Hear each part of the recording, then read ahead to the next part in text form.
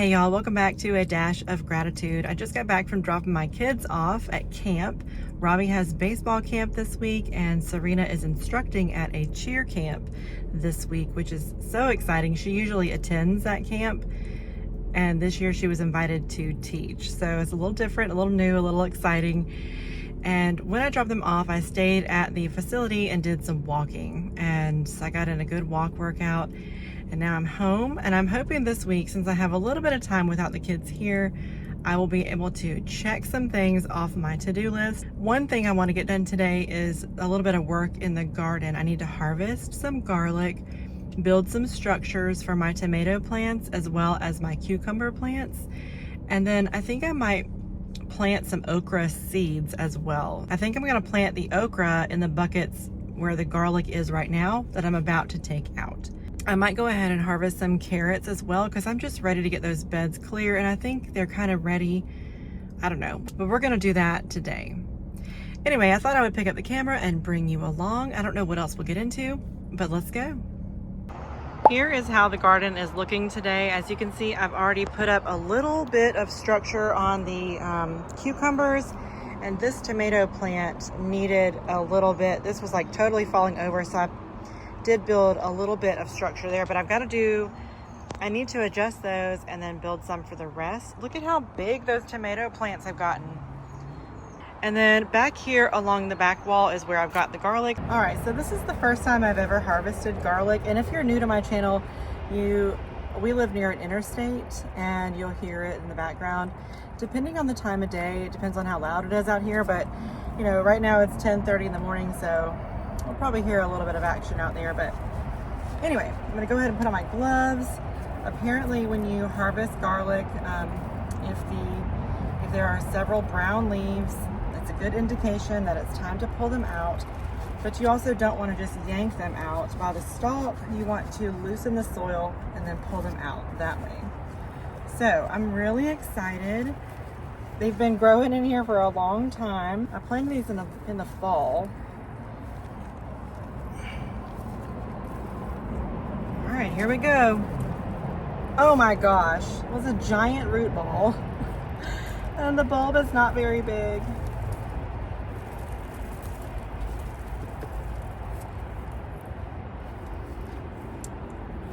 All right, so there's that. Oh my, it's the same. Well, maybe they're gonna be tiny but mighty, like a strong, beautiful garlic taste.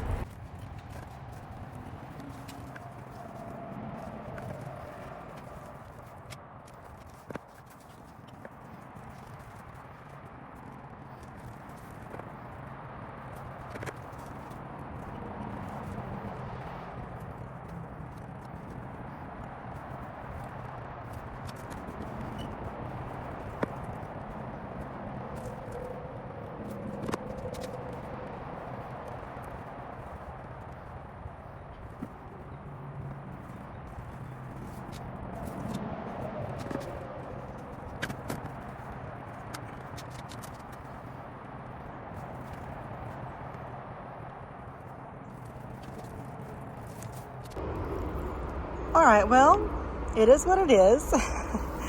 These are definitely smaller than I was expecting them to be. So I just gave them a good shake out. I'm gonna lay these out to dry on, we have like a covered back patio, and I'm just gonna lay them out for a few days. All right, I got them all laid out. Like I said, it's a little disappointing, but I am a hobby gardener, and so I'm not upset about it, but I just don't think that I will plant garlic again. Maybe if I get some beds one day. Maybe they don't do as well in a container like a bucket, which is fine. Next, I'm going to deal with this box of carrots and this bucket. I can already tell you the bucket, the carrots are like the size of matchsticks. They're really small. And there might be a few decent ones in this raised bed. I pulled one out a couple days ago and it was, I accidentally left it out. So it's not really edible anymore, but maybe there will be some in this bed. I'm especially curious about, like, look at the color of that. It looks so cool. So I think these were like a rainbow dwarf carrot variety I planted. All right, we're doing pretty good on time. I've got to leave here in about an hour. Anyway, this variety was supposed to do, oh my gosh. Look at how tiny that carrot is, so small. You guys, I don't even know. I might just put these in my compost. These were supposed to be, well, maybe they'll be like really cute, like a boutique little, that's pitiful. All right, garlic, okay, so far we've got garlic as a bust. Carrots are probably gonna be a bust too. They are pretty. Look at that purple. It's really pretty.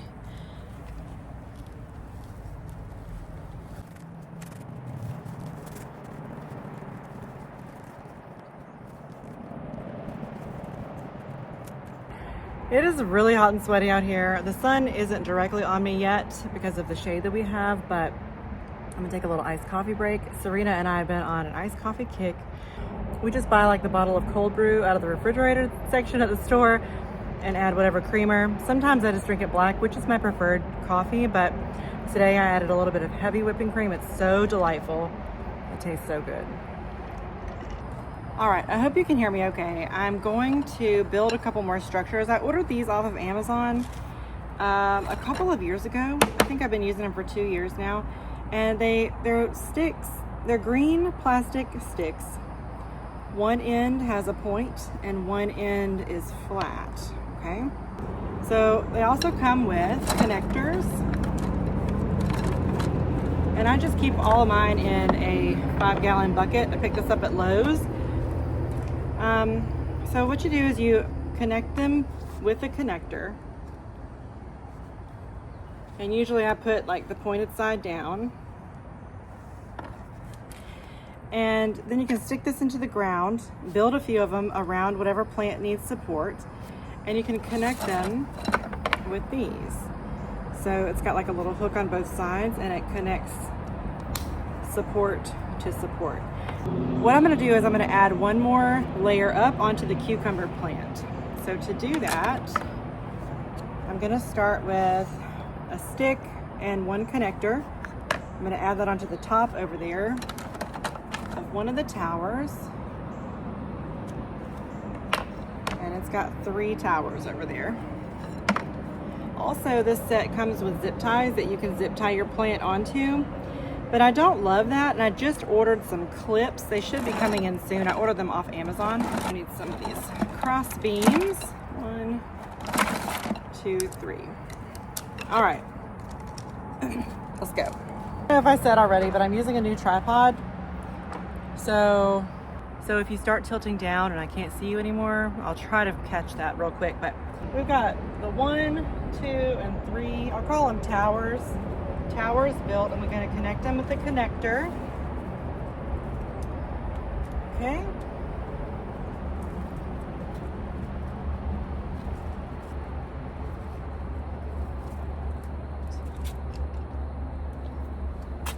And 3.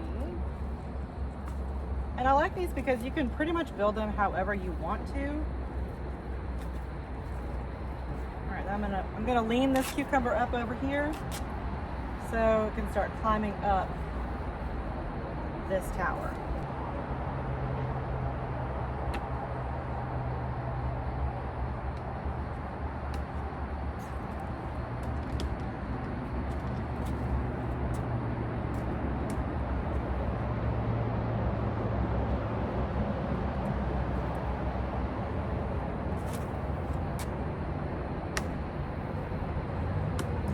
And I probably could leave this one off, but I feel like these might want more options to climb onto. So I'm just gonna add the 3rd one of those as well. But look how lovely. Look how lovely. Originally, when I planted these cucumber seeds, I planted 3, but only this one and this one grew. So about a week and a half later, I planted a 3rd one, and it's doing so well already. It doesn't have any tendrils to climb up onto the pole quite yet, but it will. But anyway, this one's doing really well. I mean, It looks like something's been eating at it. Some holes in the leaves. But like over here, we've already got little blooms putting on. So that's really exciting. And it's just growing up so nicely. Look at this. Again, I really love these structures. And the cucumber doesn't need a zip tie or a clip because it's got those tendrils that will climb up on its own. Then coming back to the tomatoes, this little one right here is not doing as well as the other ones. It's still hanging in there, and I'm not giving up hope on it, but I'm interested to see what it's going to do. The basil behind it is doing fine. And then all of the rest of the tomatoes are growing so tall and strong. Some have blooms, which is just lovely. This one over here also has some blooms. The basil behind it is doing great. And then over here we've got blooms on that one as well. This plant here has a little bit of curling on the leaves, and I'm wondering if it's just too hot for this particular variety. If you've been with me since I planted these, I don't know which varieties are what. I was gifted little starts from a friend who started a bunch of heirloom seeds, and then they all got mixed up, which is, it's totally fine. Like, I'm not bothered by it. I just don't have the answers. Oh, look at here. We actually have one tiny little tomato. You see that? Oh, hey little babe. So anyway, that one particular plant, it's actually doing the best, but it also has curled leaves. So, I don't know. All right, I went ahead and built a few more of the structures, like I built the towers and added some cross beams. I don't think about it as like building a cage for each bucket because it just doesn't fit right. So like in this one here, I've got 2 towers and 1 cross beam because this one I feel like is probably gonna need some support soon. And then this one over here, I have 1 tower, 2 tower, and a support here for this plant here. This one was like falling over, so I had to do like a V. See how there's a support beam going this way and this way because she was really leaning over. And I can add more cross beams on any of these plants anywhere that I need to. It just might take a little bit of rearranging and finagling, but that's what I like about these. Now, some of them, like some of the cross beams, cross over from one bucket to another. So that does make it a pain. Like if I had to move the buckets, it would be a whole kerfluffle, but I've never really had to do that. So for right now, this is how it's looking. And I've got about 5 minutes before I've got to go pick up Robbie. My plan is to add a little bit more compost into the back buckets and refresh the compost here and here where the carrots were. I've got 1 pepper plant that's kind of looking pitiful. So we'll see. I don't know what I'm going to put in the brown box. I'm thinking I might do more cucumbers in the red bucket over here. And then I think I'm going to do like 2 okra plants in every bucket back there and see how that goes. All right, it's been a few hours since we were out here together. I decided to plant a few seeds. So let me show you what I'm kind of thinking about. I've got a stack of seeds right inside in my garage, and I'm definitely going to be planting some okra. These are open from last year. They grew really well last year in the buckets, and I've got lots of seeds. So I'll probably do 2 in each one of these buckets back here. Now I have these Sugar Daddy peas that I planted last year up a trellis on our back patio, and I don't know if like a bunny kept getting them or something, but they never did anything and they looked like they were eaten. So I'm gonna try them again this year out here on the driveway, and I'll build like a little structure just like I did for the tomatoes. I'll wait till they start growing before I actually build the little structures, but I'm gonna go ahead and plant the peas. And then I've also got some jalapeno seeds that these do really well. They're relatively easy to grow. I'm gonna go ahead and get some of these in the dirt and get that started. Also, every year I like to plant zinnias. I forgot to talk about them too. But I have 3 different varieties. I've got the giant double mixed colors. I've got the California Giants. And I got some of these Thumbelina mixed colors. And I just like to plant zinnias to add some nice pops of color in the garden and attract those pollinators that are so important for, you know, a successful garden. All right, here's what I've got so far. So I weeded out the rest of this rectangle and just cleaned out the buckets. I topped them all off with fresh compost. And now I'm gonna plant some seeds, and here's my thoughts. All right, I think in this rectangle, I'm gonna put the peas along the back. Maybe I'll just do just a few. I'll read the directions and see what's recommended. And then I'll do jalapenos in the front, just, you know, a couple of plants. Back along the back, I'm going to do okra.